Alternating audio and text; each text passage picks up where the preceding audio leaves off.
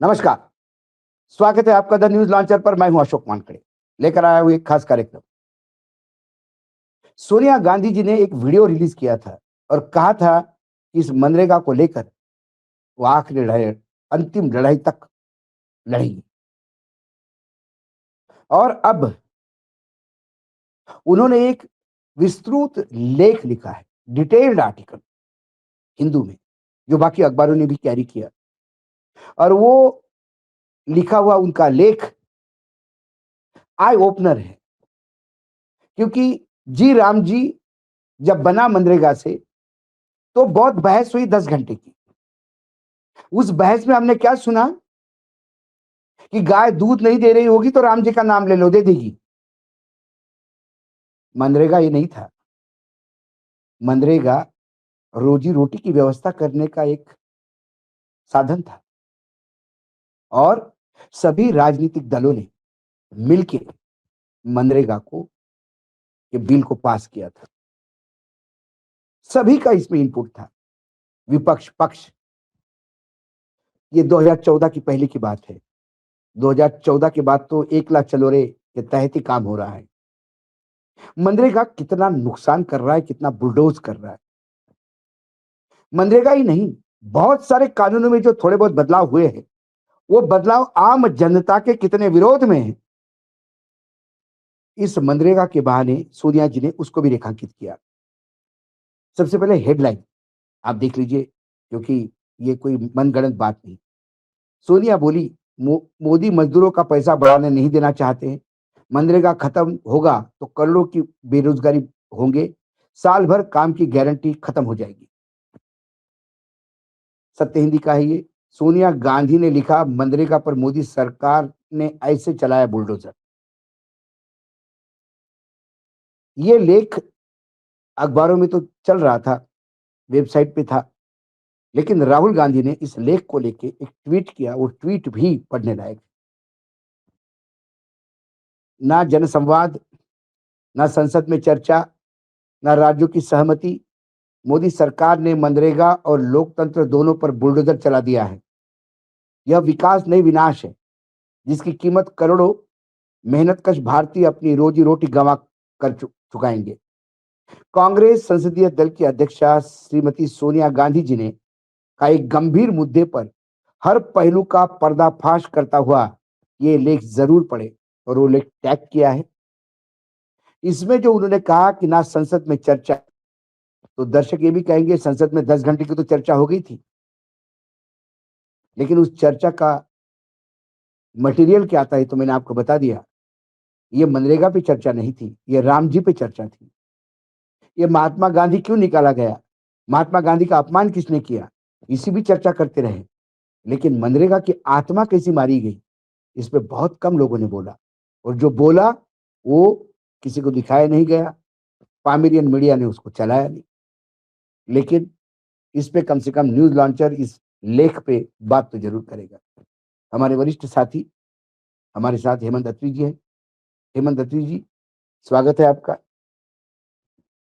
मनरेगा का 10 घंटे का लोकसभा में जो मंचन हुआ उसको भी आपने देखा और बहुत अच्छी तरह से उसको आपने एक एक लाइन आप पूरे टाइम देखते रहे, उसको विश्लेषित करते रहे। और सोनिया जी का लेख, ये लेख भी विस्तृत रूप से आपने पढ़ा। क्या कहती है सोनिया जी, क्यों मनरेगा जी राम जी बनने से नुकसान हुआ, क्या लोकतंत्र पे बुलडोजर चला, ये शब्द क्यों सोनिया जी ने उपयोग में लाए? भाऊ, सबसे पहले तो आपको साधुवाद कि आपने इतने गंभीर मसले को राष्ट्रपति के साइन होने के बाद भी उठाने का एक अपना पत्रकारिता का धर्म निभाया। इसके लिए वास्तव में मैं आपको हृदय तल से साधुवाद देता हूं। एक बात देखिए, जहां तक मनरेगा का सवाल है, जी राम जी कह लीजिए, कुछ और कह लीजिए, जो आपकी इच्छा हो कहिए, कोई दिक्कत नहीं उसमें। लेकिन मेरी चिंता कोई बहुत दूसरी है, और वो ये चिंता है कि इस देश के अंदर 12 करोड़ रजिस्टर्ड मजदूर थे एमजी मनरेगा के तहत। ठीक, आपने कहा 100 की बजाय 125 दिन वर्किंग डेज देंगे, कोई बात नहीं। आपकी निष्ठा, आपका दायित्व इस सरकार का क्या है, मैं थोड़ा सा उसका जिक्र कर दूं। आज जो सोनिया गांधी ने एक सबसे महत्वपूर्ण लाइन लिखी ना अशोक जी, वो कमाल की लिखी कि इस देश के अंदर काम को खत्म करने का अधिकार संविधान पर लगातार हो रहे हमलों का केवल एक हिस्सा है, केवल एक हिस्सा है, just a small part of it. असली चीज क्या है? आपका वोट का अधिकार भी खतरे में है, आपका सूचना का अधिकार रेस्ट इन पीस हो चुका है, रेस्ट इन पीस। शिक्षा का अधिकार देख लीजिए पूरे देश के अंदर क्या हो रहा है। वन अधिकार कानून, सब कुछ A1 और A2, सब कुछ अरावली से लेकर के आप गिनते जाइए, महाराष्ट्र के मैंग्रोव्स और पता नहीं क्या क्या। और भूमि अधिग्रहण कानून जो आपको याद होगा, शुरू सरकार बनते ही वहां से शुरुआत हुई थी।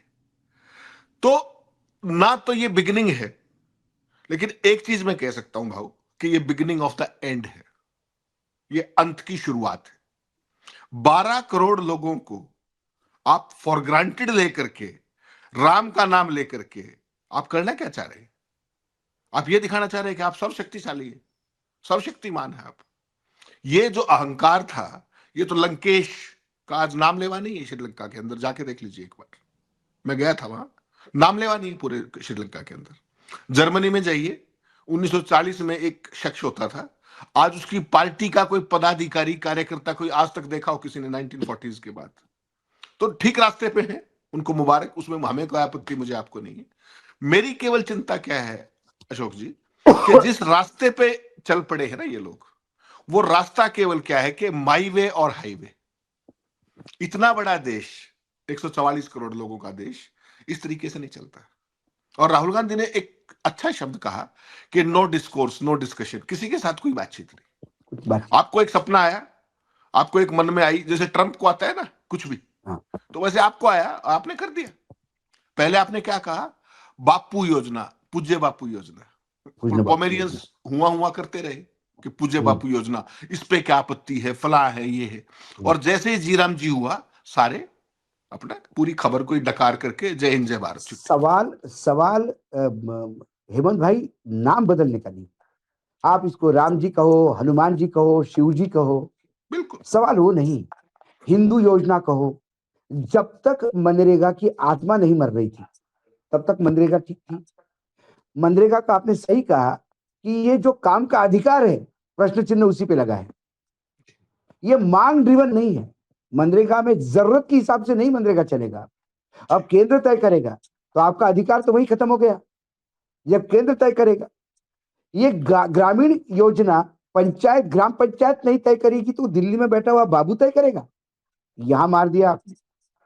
और सबसे बड़ा जो मापदंड था मजदूरी का, उसमें आपने मार डाला रूरल मजदूरों को। वो ऐसा कि जब खेत में काम निकलते हैं, जब बुआई से लेके, बरसात से लेके, बुआई से लेके कटाई तक जब काम होते हैं, लगातार खेतों में काम होते हैं, तब भी मनरेगा चलता था। लेकिन मनरेगा पे लोड बहुत कम था, लोग खेतों में काम करते थे, ऐसा नहीं था कि, लेकिन मनरेगा के अनुपात में वहां उनको रोजगार में पैसा भी मिलता था। खेत में काम करने वाले मजदूरों को मनरेगा का रेट मिलने लगा। ये एक मापदंड स्थापित हुआ। आपने कहा कि अब खेती के काम में मनरेगा नहीं होगा, 60 दिन मनरेगा नहीं चलेगा, तब उनको मनरेगा के आधे क्या, एक दशांश, एक 1/10 पे भी काम मिले तो काम करना पड़ेगा, क्योंकि रोजी रोटी खानी है, 2 टाइम की रोटी खानी है। ये कोई रोटी तुम्हें भत्ते से नहीं मिलती, महंगाई भत्ता नहीं मिलता इनको, इनका डीए नहीं होता, इनका प्लानिंग कमीशन, इनका कोई फाइनेंस कमीशन नहीं होता, इनका कोई वेज बोर्ड नहीं होता। इनका एक ही है, जैसा डिमांड वैसी मांग। यदि ज्यादा डिमांड निकली, लोग कम है, तो रेट ज्यादा मिलता है। इसी को रेगुलेट करने के लिए मनरेगा था, जिसने ग्रामीण क्षेत्र में जो अनस्किल्ड लेबर है, अनएजुकेटेड है, सबसे अंतिम व्यक्ति है, वो भी रोजगार जाता, चाहे खेत में करता या मनरेगा में करता, उसकी एक इज्जत बनी हुई थी कि मुझे 500 रुपए मिलेंगे, मुझे 300 रुपए मिलेंगे, मुझे 350 रुपए मिलेंगे एक दिन के। ये उसके मायने थे, वो आपने इतने प्यार से खत्म किए, इस पे कोई सोचने वाला नहीं। आज मुझे बताइए, इस 10 घंटे के बाद, इस 10 घंटे में जो राहुल गांधी करते कोई चर्चा नहीं हुई। चर्चा 10 घंटे क्या हुई? क्या इस पे 125, ये 60 दिन क्यों आपने मना किया, इस पे हुई? नहीं हुई। क्या आपने इस पे बात की कि ये अधिकार है उसका मांगने का काम, आपने वो अधिकार देके खैरात में बदल दिया कि हम मन चाहे तो खैरात करेंगे? क्या इस पे बात हुई? क्या इसके आवंटन पे बात हुई, जो लगातार बात कर रहे हैं? और आपने तो फिर और जो आगे जिक्र किया, मुझे लगता है आप उस पे भी जरा प्रकाश डालें तो ज्यादा अच्छा होगा, कि सोनिया जी ने कहा कि ये तो बिगिनिंग, आपने जो कहा ना, it's beginning of the end. Beginning of the end, या बिगिनिंग ऑफ तो द एंड ऑफ द हाँ, democracy itself at large. Democracy. या यदि आपके इस सरकार को 2014 से प्रॉब्लम किस बात से? संविधान से प्रॉब्लम नहीं है, संविधान तुमको अधिकार देता है, इससे प्रॉब्लम है। जी, अधिकार रहित संविधान चाहिए, सिर्फ ड्यूटीज करनी है। फिर 1940 के हिटलर वाले जर्मनी में आप ले जाए या वर्तमान चाइना में आप ले जाए,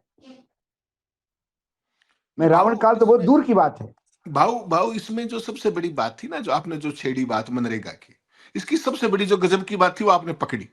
उसकी सफलता क्या थी कि इसमें जो ग्रामीण गरीब थे और खासतौर पर जो भूमिहीन मजदूर थे, उनकी एक बार्गेनिंग कैपेसिटी थी, सौदेबाजी की, कि मैं आपके यहां मजदूरी करूंगा, कि मैं कहां पे मजदूरी करूंगा, मैं मनरेगा वाले प्रोजेक्ट में करूंगा, कहां करूंगा, वो मेरी थी। और इससे जो ओवरऑल गरीब मजदूर का जो जीवन स्तर था, जो उसका लेबर का, जो श्रमिक का, जो उसका श्रमदान का, उसके श्रम का मान सम्मान हुआ था एक तरीके से, कि भाई आपकी चॉइस है, आप मेरे पास काम करो, किसी और के पास करो, जहां करो।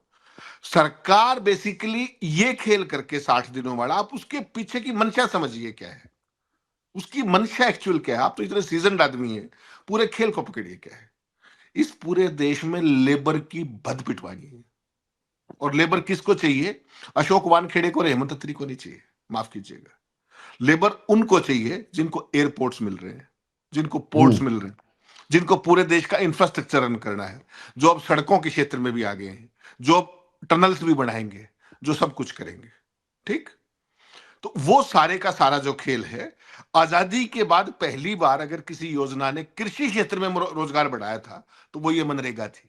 याद रखिएगा इस बात को। और ये मैं और अशोक वानखेड़े नहीं कह रहे, ये वर्ल्ड बैंक कहता है, ये आईएमएफ कहता है, और पूरी दुनिया के समकालीन इतिहास का सबसे वाइब्रेंट अगर कोई गरीबी हटाओ का कार्यक्रम था तो वो ये एमजी नरेगा था।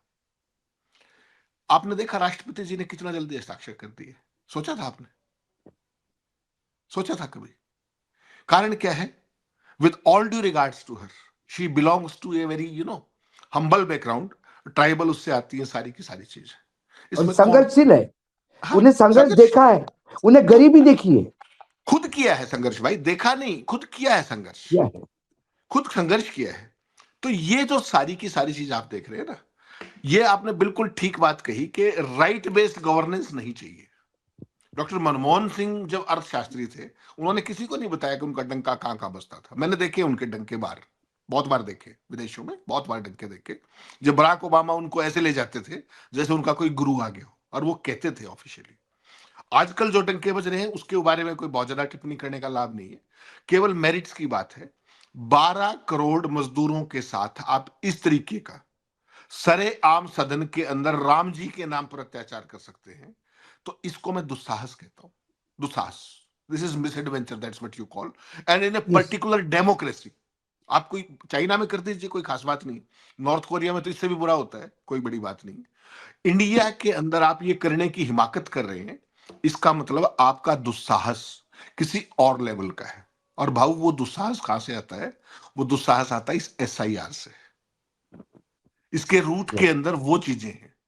वो जब आप दुस्साहस आता है आपके देखिए, पोमेरियन मीडिया से, कि वो देखिए उसको पता है हेमंत जी, कुछ भी कर दीजिए। जी जी हेमंत बोल। जी, जब आपको पता है कि जनता के वोट से आप चुनाव जीत ही नहीं रहे हो, बस जब खत्म। आपको ये पता है कि जी आपकी जवाबदेही किसके प्रति है, आपकी जवाबदेही जनता के प्रति है, यदि वो आपको चुनाव जीतता है तो वो सवाल पूछता है आपसे। लेकिन यहाँ तो जनता को, भाई तुम्हारे भरोसे तो हम चुनाव जीत नहीं रहे, तुम हमारे रैली में नहीं आए, बिहार में कुर्सियां खाली रही, रोड शो में स्कूल के बच्चे खड़े करने पड़े, तुम नहीं आए। उसके बाद गृह मंत्री को ये बोलना पड़ा, सिक्योरिटी वाले लोगों को छोड़ो, अंदर चेयर खाली पड़ी है, भेजो जल्दी, ये बोलना पड़ा, सब कुछ करना पड़ा आपको। उसके बावजूद क्या हुआ? सब विश्लेषक कहते थे कि अरे जब सभा में लोग ही नहीं तो मतदान कहां से मिलेगा? आए ना हमारी सीटें, लाए ना हम मतदान, लाए ना सरकार बना दी ना, तो अब जनता को समझ लेना चाहिए, तुम्हारे वजह से हम नहीं है। बस 2 टाइम का अनाज खाते हो, 5 किलो अनाज हम दे रहे इसलिए तुम हो। तो मनरेगा को मांग ड्रिवन से हटा के केंद्र सरकार ने अपने हाथ में लिया। इसका पैसे का मनरेगा ने जो खास लेबर को, जो आपने कहा कि आत्मसम्मान के साथ जीने का एक अधिकार दिया था। और अब जो उद्योगपति पनप रहे हैं देश में, उनको मजदूर नहीं गुलाम चाहिए। जी, बिल्कुल। उनके फेंके हुए रोटी पे रेंगते हुए लोग चाहिए। और ये लोग तब मिलेंगे जब उनको आप ये अधिकार छीन लोगे। जब बोलने का अधिकार नहीं होगा, जब आपका आईटीआई आप पूछने का अधिकार नहीं होगा, जब आपका राइट टू वर्क ये अधिकार खत्म हो जाएगा, जब अन्न का अधिकार खत्म हो जाएगा, राइट टू फूड। एजुकेशन में तो मैं और आप छोड़ दीजिए, ये जिनके भरोसे राजनीति करते हुए आए, उन्हीं मोहन भागवत ने कहा था इंदौर की सभा में कि शिक्षा और स्वास्थ्य ये दोनों ही आम आदमी के हाथ से बाहर चले गए। ये सब आउटसोर्स हुआ है, क्योंकि जितने गरीब पढ़ेंगे उतने वो अधिकारों के प्रति सजग होंगे। वही सपना बाबा साहेब आंबेडकर का था कि अंतिम व्यक्ति को जबान दो, अधिकार दो, शिक्षा दो, स्वास्थ्य दो, ताकि वो अपने अधिकारों को जाने तो सवाल पूछे। और यहां तो मन की बात होती है, जन की बात सुनने को कोई तैयार नहीं। तो इसलिए मनरेगा, इसके पहले आपने बोला 2-4 अपने और एक्ट बताए जो सोनिया जी ने भी बाकायदा अपने पत्र में जिक्र किया है। उसमें फॉरेस्ट वाले में लैंड एक्विजिशन तो हमारे जब आए तभी हुए थे। तो कुल मिलाकर अब क्या है, अब अधिकार क्या नहीं, बचता आपके पास? एक नहीं। मताधिकार था, वो भी आपने बता ही दिया, एसआईआर ने आप बता दिया कि ज्यादा कुछ करोगे तो आप भाई, मैं और किसी की नहीं बोलता हूँ, मेरी खुद की बता रहा हूँ मैं आपको। हेमंत जी, 2024 के चुनाव में मैं ही मतदाता नहीं था। मैं गया, भैया कार्ड लेके, मैं मतदाता हूँ। बोले नहीं, आपका चुनाव में नाम नहीं है लिस्ट में। अब वहां क्या लड़ सकता हूँ मैं अकेला आदमी? पुलिस, मैंने बोला ये, बोले कंप्लेंट लिख दो। फिर मैं उसको इंक्वायरी किया, तो बोले कोई बीएलओ आया होगा आपके घर में, बोला होगा कि आप नहीं रहते यहाँ पे। मैंने बोला भाई साहब, मैं, मेरी पत्नी और मेरी भतीजी 10 साल पहले मतदाता बने। मेरी भतीजी की शादी हो गई, वो मुंबई शिफ्ट हो गई, फिर भी वो यहाँ मतदाता आप दिखाते हो। मेरी पत्नी भी मतदाता है, मैं ही मतदाता नहीं हूँ। घर में जब कोई आया होगा, दरवाजा बंद होगा तो हम तीनों नहीं होंगे। अब तीनों में से एक भी होगा, मतलब दोनों ही बचे। तो उसमें कोई ने कहा नहीं होगा ऐसा कि नहीं नहीं आप मतदाता नहीं, मेरे पति नहीं रहते भाई यहाँ पे। सोसाइटी में मेरे संबंध अच्छे हैं, गेट पे भी पूछो तो बोलेंगे वानखड़ी जी अभी ऑफिस गए, या वानखड़ी जी इतने बजे आएंगे। तो मैंने बोला ऐसा कैसा हुआ? क्योंकि अशोक वानखड़े आपको नहीं चाहिए था, आपने नाम काट दिया। अशोक वानखड़े का मतदान का अधिकार गया तेल लेने, नहीं मतदान कर पाए। उसके बाद मैं मतदाता बना 15 दिन के जद्दोजहद बाद। लेकिन अधिकारी ने मुझे धीरे से कहा, अशोक जी आपकी इज्जत करते हैं, अगले चुनाव में एक बार लिस्ट चेक कर लेना। वो इज्जत आपको इसीलिए आज करते हैं। मतदाता, नहीं, वो आपकी आपको इज्जत इसीलिए करते हैं, आपकी इज्जत इसीलिए करते हैं कि आपका नाम काट दिया गया था, आप पंगेबाज हाँ आदमी हैं और आप हाँ कुछ और कर देंगे। अगर इसी हाँ मामले पे आपकी जगह अगर मैं होता, इसको सीधा हाँ, सुप्रीम कोर्ट में लेके जाता और उस नहीं, कंस्टिट्यूंसी का चुनाव सवाल रद्द होता। सवाल you take it from me. सवाल नहीं नहीं नहीं होता। सर्वोच्च क्योंकि न्यायालय, देखिए, सर्वोच्च न्यायालय चुनाव आयोग को नोटिस देता, चुनाव आयोग के बीएलओ का फॉर्म बताता, और वो बीएलओ का फॉर्म बता देता कि मैं खुद ही डिलीट कर दिया मेरा नाम। अब उसकी सत्यता को लेके 6 साल तक डिबेट चलता नहीं सर, सुप्रीम कोर्ट में। अगर उसने आपका नाम डिलीट कर दिया अशोक जी, वो आपको नोटिस देगा। आप इस देश के मैंने क्या मतदाता कहा? है, किसी के नहीं, पिताजी का रजिस्टर नहीं है ये अरे कि आप भाई उसने नाम साहब, काट दिया आपका। अरे मैंने क्या कहा? अभी एक जो टूल किट पकड़ा गया, जो अमेरिका से कोई वेबसाइट से सिम कार्ड डुप्लीकेट करके बंगाल में बैठा हुआ एक आदमी कर्नाटक में नाम डिलीट कर रहा है। हाँ, वो है। चुनाव आयोग मानने को तैयार नहीं है। पूरा एसआईटी ने पूरा खोल के रखा है, बिल्कुल। सारा चीज सामने है। चुनाव आयोग कहता है अफिडेविट, अशोक वानखेड़े को बोलेगा अफिडेविट दो, पर मैं अफिडेविट दूंगा, बोलेगा हाँ अभी आपको कर देते हैं मतदाता। कोई, आज भी बिहार में कितने ऐसे मतदाता है कि जो चुनाव के दिन गए और वापस आए? कौन सा इंसेंटिव हुआ कि इंटेंसिव हुआ, समझ में नहीं आता। कौन सा सर्वे हुआ? इतना इंटेंसिव सर्वे होने के बाद भी लोग कैसे गलतियां करते हैं? एसआईआर के बाद भी कैसे मरे हुए लोग जिंदा होते हैं? एसआईआर के बाद भी कैसे जिंदा लोग मरे हुए होते हैं? क्योंकि उनको आपको मतदान, देखिए आज हम और आप सुप्रीम कोर्ट जाने की बात करते हैं, ग्रामीण क्षेत्र में रहने वाला आदमी जो अपने गांव से तहसील में जाने की उसकी औकात नहीं बेचारे की, वो क्या लड़ेगा जी? और ऐसे ही नाम कटे हैं। इनके लिए राजनीतिक दल कहां से लड़ेंगे? चुनाव खत्म हो जाते हैं, राजनीतिक अपने विरोधी पार्टियां जितनी घर बैठ जाती है। क्यों नहीं आरजेडी और कांग्रेस ने बिहार में एक सर्वे करवाया कि कौन कौन के नाम के कटे और क्यों कटे? चलो अपन सब सुप्रीम कोर्ट जाते 25 लोगों को लेकर, बस चुनाव खत्म हो गए, विदेश यात्रा पे चले गए, जयराम जी की अपना काम खत्म, अगले चुनाव के टाइम पे फिर एक नया शगुफा लेके खड़े हो जाएंगे। यार राजनीतिक दल को यदि चुनाव लड़ना है और यदि वाकई राजनीतिक दलों को जनता के लिए काम करना है, चाहे सत्ता मिले या ना मिले, तो उन्हें 24/7 जनता के अधिकारों की रक्षा करनी होगी। उन्हें अपने अधिकारों के लिए लड़ने के लिए बल देना होगा। आज इतनी सारी लेबर यूनियंस है, आज असंगठित जो गांव में मनरेगा तो असंगठित लोगों के लिए था, वो कहां से संगठित होंगे? क्योंकि आप हमारे कृषि मंत्री ने तो बिल्कुल तन्न करके बोल दिया लोकसभा में कि स्टेक होल्डर से बात होगी। कौन स्टेक होल्डर है इसमें? कौन स्टेक होल्डर है? मैं मामा जी को पूछता हूं, मैं व्यक्तिगत टिप्पणी कभी नहीं करता, लेकिन कभी रहा नहीं जाता। क्या मामा जी ने मामी को ही पूछा मनरेगा को लेके? मामा जी को या खुद आपने, पता था? मामा जी को खुद पता था? मैंने कहा ना, क्या उन्होंने पूछा स्टेक होल्डर में? मामी जी को ही पूछा घर में मनरेगा में ऐसा कर दे? या अपने बेटे को पूछा जो खेती करता है फूलों की, वो एक स्टेक होल्डर है? या दिलीप सूर्यवंशी जो उनके मित्र है, दिलीप बिल्डकॉन वाले सबसे बड़े रोड के ठेकेदार, क्या उनको पूछा? Who are the stakeholders? नहीं भाऊ, कौन स्टेक होल्डर है? इसमें जो एमजी नरेगा नाम वाला, दीजिए स्टेक होल्डर का। कितने लोगों से बात करी आपने? कितने ग्रामीण क्षेत्र में जाके जो मनरेगा में जितनी 2 टाइम की जिंदगी 2 रोटी कमाई है उसको बोला? कितने ग्राम पंचायत सरपंचों को पूछा कि मनरेगा का अधिकार काम का तुमको चाहिए या केंद्र रखे अपने पास? केंद्र नोटिफाई करेगा एरिया जहां मनरेगा की जरूरत है, केंद्र तय करेगा। भाऊ जो मैं कह रहा था आपको कि इस योजना का जो दायरा है अब कंप्लीटली स्टेट ओरिएंटेड से, जो गांधी जी का जो नाम था ना, वो क्यों था कि पंचायत स्तर पे ग्राम सभा फैसले करती थी कि कहां पर क्या होना है, उसका क्या है, और उसके लिए ना तो कोई बजट की कोई सीमा थी। अब भाऊ के गांव में काम होना है और मैं 2000 किलोमीटर दूर बैठ के दिल्ली में फैसला करूंगा कि क्या होना है और क्या नहीं होना है।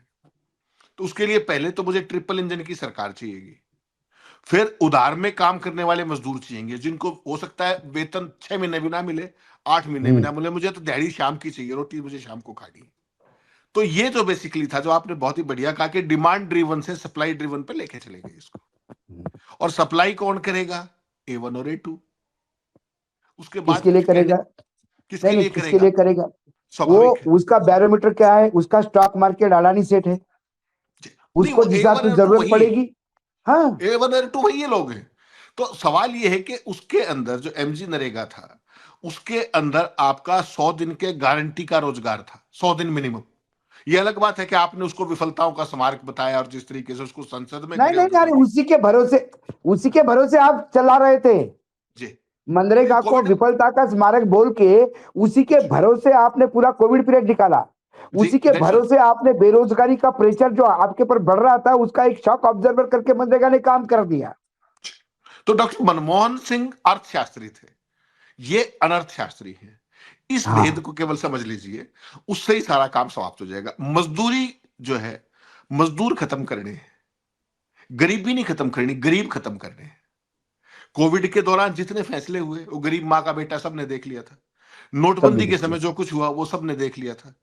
ओवरऑल जो एम्प्लॉयमेंट 2 करोड़ रोजगार की बात है, वो सारा देश लगातार देख रहा है। 11.5 साल, 12वें साल में एंटर करने वाले हो आप, और डंका लगातार बज रहा है। ये केवल आपको सोचना क्या पड़ेगा कि भाई ये दुस्साहस कहां से आता है। एसआईआर में आप 10 करोड़ वोट काट देंगे, कोई चू नहीं होगी, कोई कोई कोर्ट नहीं, नहीं, कोई कोई नहीं। कुछ नहीं, कोई चक्कर नहीं।